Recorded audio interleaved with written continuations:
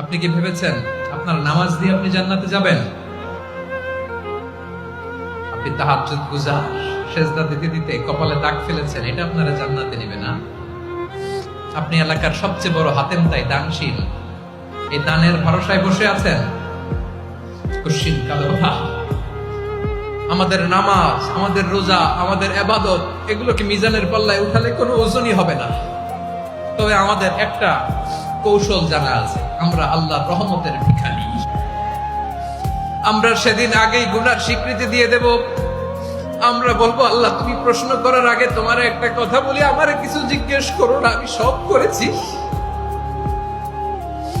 এমন কোন পাপ নাই যে পাপ আমারে দিয়ে হয় নাই। তোমার রহমত দিয়ে তুমি জান্নাতে পাঠাবা, তোমার দয়ায় জান্নাতে যেতে চাই, আমল দিয়ে না। পারবেন বলতে? কিয়ামতের দিন আমরা বলবো, আল্লাহ আমার আমল দিয়ে জান্নাত চাই না, আমি তোমার দয়া দিয়ে জান্নাত চাই। তোমার দয়া ছাড়া আমার কোনো উপায় নাই।